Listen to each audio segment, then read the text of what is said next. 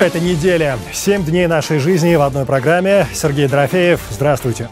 Война резолюции в Совбезе ООН. У России и Западной Европы разные сценарии. Будет ли трибунал по сбитому Боингу? Президентские выборы в Беларуси. Начался сбор подписей за кандидатов. На старте 8 человек. Расскажем, кто есть кто. Судебная драма для режиссера. В Ростове-на-Дону начинается процесс над украинским кинорежиссером Олегом Сенцовым. Обвинение говорит о терроризме. В Азербайджане суды над журналисткой и правозащитниками. Кто и как им может помочь? Комментарий бывшего политзаключенного. Мы будем защищать свою страну. Так же, как украинцы защищают свою страну. Министр обороны Грузии дает эксклюзивное интервью нашей программе. Целая неделя за полчаса. Начинаем. Пока над воюющим Донбассом разносится эхо канонады, на неделе взрывы гремят в Донецке и Авдеевке. В зале Совета безопасности ООН в Нью-Йорке эхо споров. Говорят о том, как и в каком формате наказывать виновных в гибели малазийского Боинга. Общий язык не могут найти Россия с одной стороны и Украина, Малайзия, Нидерланды, Австралия и другие страны с другой. Вон начинается фактически война двух резолюций. В первой, малазийской, предлагается создать международный трибунал. Россия не согласна, считает, судить кого-либо пока рано, предлагает свой вариант резолюции. В ней акцент делается на необходимости более прозрачного расследования. Совбез перед выбором. Голосование по итоговой резолюции переносят на следующий понедельник, 27 июля. Постоянный представитель России при ООН Виталий Чуркин таким решением остается доволен. Мне кажется, что эта спешка преодолена. И если спокойно, тщательно поработать, то можно выйти на достойное решение. Что кроется под словами «достойное решение» остается непонятным. Если достичь такого решения у Совбеза ООН не получится, Россия может воспользоваться правом вето. Если Россия применит право вето, то международный трибунал будет недоступным. Это оставляет потенциально возможными две другие опции. Первая – трибунал, поддержанный ООН. Вторая возможность – суд в Нидерландах. Даже если малазийскую резолюцию примут, до начала судебных заседаний пройдет еще не менее 2 лет. Но в любом случае высшей мерой наказания для виновных в крушении Боинга будет пожизненное заключение.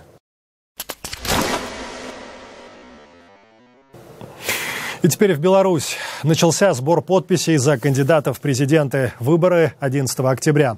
По закону, чтобы быть зарегистрированным в качестве кандидата, за месяц нужно собрать 100 тысяч подписей. В понедельник Центр избирком страны отказывает в регистрации инициативной группе Николая Статкевича. Гражданское общество, белорусская оппозиция, а также ЕС и Соединенные Штаты считают его политзаключенным. В итоге на старт выходят 8 человек. Кто есть кто? Всех кандидатов обозреватель Белорусской службы «Радио Свобода» Юрий Дракохруст делит на 4 группы. Одна группа представлена одним действующим президентом Александром Лукашенко.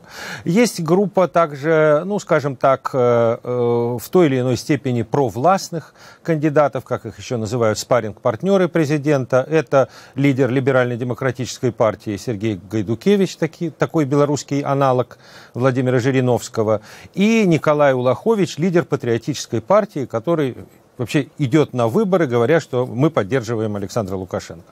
Есть также кандидаты, которых так, может, не очень вежливо называют кандидатами-чудаками.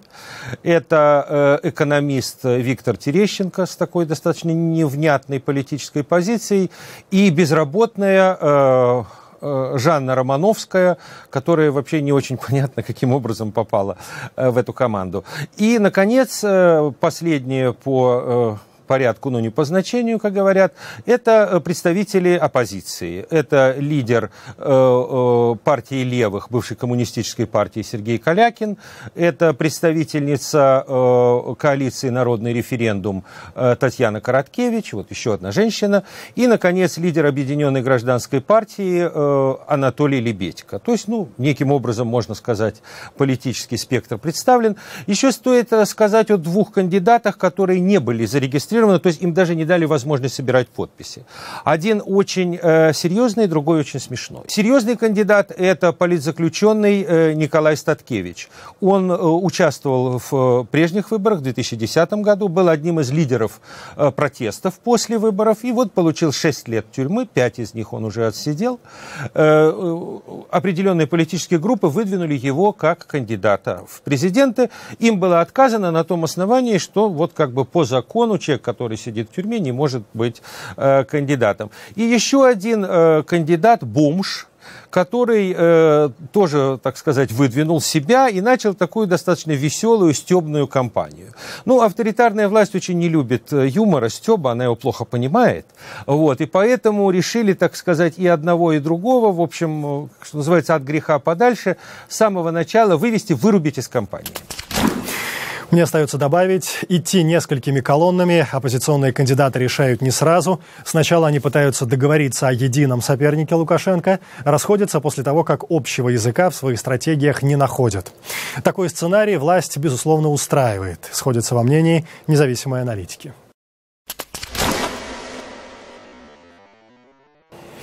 «7 дней за полчаса». Далее у нас судебная драма для режиссера. На неделе в военном суде Ростова-на-Дону начинается процесс над украинским кинорежиссером Олегом Сенцовым, а также активистом Александром Кольченко. Оба настаивают на том, что их дела политические и никакие они не террористы, виновными себя не признают. Дарья Соловьева. Слушание проходит в условиях повышенных мер безопасности. На скамье подсудимых – кинорежиссер и гражданский активист. Их обвиняют в причастности к нескольким терактам. В частности, речь идет о поджоге дверей общественной организации «Русская община Крыма» и регионального отделения партии «Единая Россия». По версии обвинения, Сенцов также готовил взрывы 9 мая в Симферополе, а дома хранил взрывчатые вещества, огнестрельное оружие и националистическую атрибутику. Сенцов свою причастность ко всему сказанному категорически отрицает. Рассматривание дела – это ваше дело, я этот суд вообще не считаю за суд, поэтому можете рассматривать, что хотите. На суде адвокаты еще раз обращают внимание на то, что Сенцов и Кольченко не являются гражданами России. У обоих паспорта украинские и просят суд разрешить обвиняемым встречу с консулом Украины. Но сторона обвинения считает иначе. Оба граждане России, поскольку на момент совершения преступления проживали в Крыму. Подсудимые Сенцов и Кольченко являются гражданами Российской Федерации. Нашим законодательством свидания граждан Российской Федерации с консулами иностранных государств не предусмотрено. Встречу с консулом обвиняемым все-таки разрешили. Правда, после суда. Потерпевшими по делу выступают двое жителей Крыма. На вопрос, как подожженная дверь, а этот эпизод проходит по статье «Теракт», дестабилизировала обстановку на полуострове, потерпевшие пояснить не смогли. Сумма ущерба в случае с поджогом составила 30 тысяч рублей. Это около $500. Сестра Сенцова говорит, брат признался ей, что в СИЗО в Симферополе ему грозили изнасилованием, надевали на голову пластиковый пакет, требуя признаться в поджоге и подготовке терактов. Это подтверждает и адвокат подсудимого. А Сенцов просто-напросто так относится к данной судебной системе, потому что его пытали. Что вы хотите от человека, которого пытали, как говорит сотрудники ФСБ, которого долго уже содержат в местах лишения свободы и фактически не дают возможности общаться с родственниками. Я думаю, что у каждого человека нервы пизда. Если Сенцова признают виновным, ему грозит от 15 лет лишения свободы до пожизненного заключения. Кольченко может попасть за решетку на срок до 20 лет. Дарья Соловьева, «Неделя». На неделе в Ростов-на-Дону под конвоем доставляют украинскую летчицу Надежду Савченко, сообщают адвокаты. Слушания по ее делу будут проходить в Ростовской области. По версии обвинения, именно там Савченко пересекла границу России, а значит, там должен быть и суд. Предварительные слушания назначены на 30 июля, и пройдут они в закрытом режиме. Мы не готовимся к войне. Мы готовимся для того, чтобы стать членом Евросоюза, для того, чтобы стать членами НАТО. Министр обороны Грузии дает интервью нашей программе. Мы говорим о границах страны, которые усилиями российских пограничников сжимаются. Смотрите через несколько минут. А прямо сейчас наш эфир для эфира коллег. На неделе крымско-татарский телеканал АТР возобновляет работу. В вечернее время начинают выходить выпуски новостей. После того, как Россия не выдает каналу лицензию, часть команды перебирается в Киев и теперь оттуда рассказывает о событиях в Крыму, Украине в целом и в мире. Юлия Дрозд.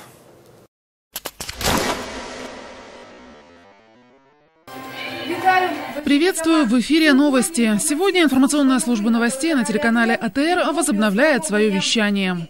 Выпуск – это 15 минут в прямом эфире, 3 раза в день на украинском, русском и крымско-татарском. 9 лет они вещали из Симферополя. Основная аудитория – крымские татары, коренной народ полуострова. После аннексии Крыма Россией новые власти отказали телеканалу в лицензии. 31 марта у них был последний эфир. Мы не такое переживали. Те, кто ехал в телячьих вагонах в далекую ссылку и терял по дороге родных, друзей, тела которых вертухаи просто выбрасывали из вагонов и сгружали на коротких остановках, им было труднее, чем нам сейчас. Они уходили из эфира под аплодисменты. Через 3,5 месяца у АТР новая редакция, теперь уже в Киеве. Им не хватает людей, техники, но, говорит главред информвещания, все это не важно. Главное, смогут рассказывать о событиях без российской цензуры. Мы используем слово «аннексия». Конечно же, респонденты здесь, они будут, наверное, использовать слово «оккупация». Мы этого избегаем только по одной причине, чтобы не подставлять наших журналистов там. Новости с полуострова будут получать от блогеров, местных жителей и стрингеров. Правда, утверждают, слышать точку зрения тамошних чиновников пока сложно. Мы бы хотели звонить всем сторонам. Мы не пропагандистский канал, мы канал новостей. Мы хотели бы знать мнение другой стороны тоже на любую новость. Но там же уже всем настоятельно рекомендовали не общаться ни с какими журналистами, которые не просто там с бейджем АТР или с удостоверением АТР, а даже просто напоминают сотрудника АТР. После первого эфира памятное селфи. Ирина Клименко, Максим Елисеев, Юлия Дрозд. Настоящее время. Киев. Это неделя. Сергей Дорофеев. И впереди у нас эксклюзивное интервью министра обороны Грузии. Как собирается реагировать Тбилиси на новые изменения границ страны? Как мы уже рассказывали на Медне, жители грузинского села Хурвалетти Горийского района, проснувшись как-то утром, обнаружили, что теперь их село входит в состав непризнанной республики Южная Осетия. Российские военные в регионе по поручению властей самопровозглашенной республики установили соответствующий баннер и забор. Вспоминая войну с Россией 2008 года, возникает вопрос, а что будет сейчас? Как понять такой шаг? Это главное, о чем мы говорим с гостьей программы, министром обороны Грузии Тинатин Хидашели. Беседует моя коллега Шахида Якуб. А границы Грузии и самопровозглашенной Южной Осетии постепенно передвигаются не в пользу Грузии. Грузия почему-то каким-то образом теряет эти маленькие кусочки земли. Как долго бы намерены терпеть? Там ничего нового не происходит, к сожалению. Для России эти границы, так называемые, были уже в 2008 году в октябре, когда они впервые объявили об этом, а потом уже в апреле 2009 года обозначены. Начиная с 2009 года, апреля 2009 года, были разные процессы. Грузины думали, что, или деревня, которая там живет, думала, что они пошли на 2 километра больше или на 200 метров меньше. Но в реальной жизни обо всем этом они эти заявления делали. Я могу сказать с полной ответственностью, что ничего нового сегодня, вчера, за эти годы, за эти 7 лет после оккупации не происходит. Все эти провокации, если мы посмотрим на календарь этих провокаций, абсолютно все можно прочесть. Когда Россия начинает активизировать свои ресурсы, которые она имеет в Южной Осетии, скажем, или когда она начинает ставить следующий баннер, да? Когда что-то очень важное происходит для Грузии на международной арене. И до каких пор вы будете? Вот где та точка, где Грузия скажет, окей, все эти провокации уже нам надоели, и мы начинаем ответный удар? Министры обороны Грузии о таких точках не говорят. И ни одной страны не говорят. Если мы говорим, что вот это конечная точка, это означает, что после этого мы начинаем войну. Мы не готовимся к войне. Мы готовимся для того, чтобы стать членом Евросоюза, для того, чтобы стать членами НАТО. Грузия готовится для того, чтобы быть независимым, демократической страной. Вам не кажется, что членов Североатлантического альянса беспокоит то, что если вдруг Грузия станет полноценным членом, то тогда Россия, в принципе, может развязать войну, и весь альянс будет втянут в эту всю очередную заваруху? Кто защитит эту Грузию, если вдруг завтра Россия, огромная Россия... Мы будем защищать свою страну. Так же, как украинцы защищают свою страну. Моя задача защитить свою страну теми силами, которые у нас есть. И теперь в Азербайджан. Завтра в Бакинском суде по тяжким преступлениям второе заседание по делу известных правозащитников Лейлы и Арифа Юнус. Их обвиняют в мошенничестве в особо крупном размере. У супругов серьезные проблемы со здоровьем, сообщают их адвокаты, отмечая, все ходатайства об изменении меры пресечения подзащитным, о необходимости проведения фото- и видеосъемки процесса на первом заседании суд отклоняет. Уходящая же неделя запомнится подготовительным заседанием по делу журналистки Хадижи Исмайловой. Ее обвиняют, в частности, в уклонении от уплаты налогов и злоупотреблении должностными полномочиями. В здании суда гражданские активисты и коллеги-журналисты, протестуя против процесса и с целью поддержки Хадиджи, устраивают флешмоб, аплодируют. Хадиджа! Хадиджа! Хадиджа! Кстати, такие же протесты под аплодисменты устраивали в Беларуси жители Минска. Было это после президентских выборов 2010 года, за что часть протестующих оказывалась в изоляторе временного содержания. Но вернемся, чтобы поговорить о настроениях в Азербайджане, реакции Европы и США на наличие в стране узников совести. Я приглашаю для интервью бывшего азербайджанского политзаключенного, сидевшего за политическую сатиру при отце Ильхама Алиева Гейдаре Алиеве, Аяза Ахмедова. Фрагмент нашей беседы. Здравствуйте, Аяз. Здравствуйте. С одной стороны, Ильхам Алиев и не раз давал понять, что Баку не указ мнения международного сообщества по поводу заключенных, а с другой стороны, судебные процессы над супругами Юнус, над Хадиджей Исмайловой начинаются не перед, не во время, а сразу после Европейских игр, то есть когда все международные визитеры уехали. Алиев, по-вашему, все-таки не решается таким образом обострять отношения с Европой из-за политзаключенных? Дело в том, что сроки Олимпиад было ясно заранее. Видимо, было дано указание, чтобы начать эти процессы после Бакинских игр. Дело в том, что судебная власть в Азербайджане – это придаток исполнительной власти, и они легко управляемы, в том числе и сроки. Власти в Азербайджане, они к сегодняшней ситуации шли поэтапно, шаг за шагом, как бы делая разведку боем и как бы выясняя реакцию Запада к этим вопросам. За освобождение политзаключенных борются правозащитники. А вот политики, те же Соединенные Штаты, ограничиваются заявлениями об озабоченности ситуации. Какие-то околополитические инициативы возникают.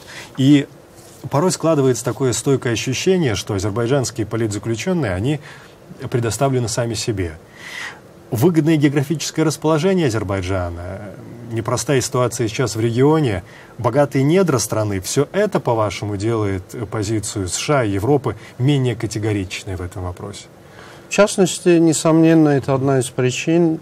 Американские политики даже во время обсуждения прав человека в Азербайджане очень часто добавляют, что Азербайджан является стратегическим партнером Соединенных Штатов.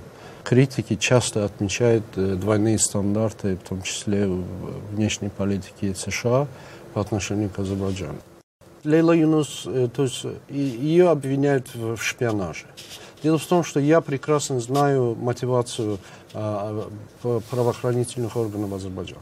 Если бы у них были бы малейшие факты того, что Лейла Юнус работала на... Эти факты давно уже крутились бы по всем телеканалам. Дело в том, что в Азербайджане арестуют людей, а потом уже думают, как бы их засадить. Да. Спасибо за участие. В 4 часа утра 25 июля я просыпаюсь в поту. Зажигаю свет, сажусь на кровати. Проходит довольно много времени, и звонит телефон. Я знаю, что услышу не твой голос. Володя умер. Вот и все. 2 коротких слова, сказанных незнакомым голосом. Тебя придавил лед, и тебе не удалось разбить его. Марина Влади. Отрывок из книги «Владимир или прерванный полет». 35 лет назад уходит Владимир Высоцкий. Короткое сообщение о смерти появляется лишь на страницах «Вечерней Москвы» и «Советской культуры». О месте и времени прощания газеты и ТВ молчат. И несмотря на это, несколькими днями позже у Таганки соберутся сотни и сотни тысяч человек. Ну а всего за полгода до смерти Высоцкого первый и последний раз приглашают на Центральное ТВ, вот в такую вот студию. В программе «Кинопанорама» он поет свои песни и говорит с телезрителями. Мы покажем фрагмент того эфира, а сразу после несколько цитат современников Высоцкого и отрывков его выступлений. Ну что же, сейчас начинается настоящая работа. Я позволю себе снять куртку для того, чтобы не сковывало движение. Он не щадил своего сердца, он жил в разнос. Когда особенно было тяжело, просил, кричал: «Помедленнее, чуть помедленнее». Но, видимо, помедленнее он не мог. Таков был Норов, такова была личность. Григорий Чухрай, режиссер, сценарист, педагог. Пропадаю, чуть помедленнее, кони, чуть помедленнее. Вы тугую не слушайте плеть. Ты был душой нашей. Ты есть счастливые частицы наших биографий. Биографий всех тех людей, которые сталкивались с тобой. Ты стал биографией времени. Валерий Золотухин, актер театра и кино. Где твои 17 лет на большом каретном? Где начало твоих бед на большом каретном? А где твой черный пистолет на большом каретном? А где тебя сегодня нет на большом каретном? Владимир был неукротимый человек. Он рвал свое сердце, оно не выдержало и остановилось. Мы мало охраняли его при жизни, но, видно, такова горькая традиция русских поэтов. Юрий Любимов, режиссер, актер, педагог. Мы ползем, бугорки обнимаем, кочки тискаем, зло не любя, и коленями землю толкаем от себя, от себя. Способен ли кто-нибудь руками удержать взлетающий самолет, даже если знаешь, что после взлета он может погибнуть? Его несло, но остановиться не мог. Алла Демидова, актриса театра и кино. Самолет, а вот прошла вся в синем стюардесса, как принцесса, надежная, как весь гражданский флот. Над Мурманском ни туч, ни облаков, и хоть сейчас лети до Ашхабада, открыты Киев, Харьков, Кишинев, и Львов открыт, но мне туда не надо. А что же было? Был поэт, был голос, была гитара, было печальное время. Всякий маломальский думающий человек осознавал эту печаль, ощущал упадок, нравственные потери. Булат Акуджава, бард, прозаик. Парня в горы тяни, рискни, не бросай одного его. Пусть он в связке в одной с тобой, там поймешь, кто такой.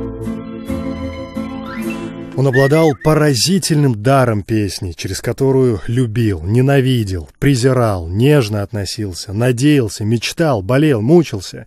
Его песни любили, не любили, его песни шокировали, удивляли, восхищали. Михаил Ульянов, актер, режиссер.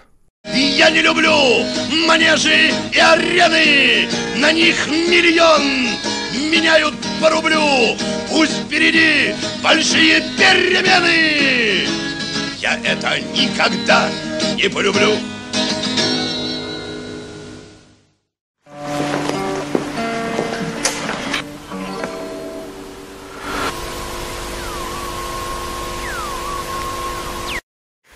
Это была целая неделя за полчаса. 7 дней нашей жизни в одной программе.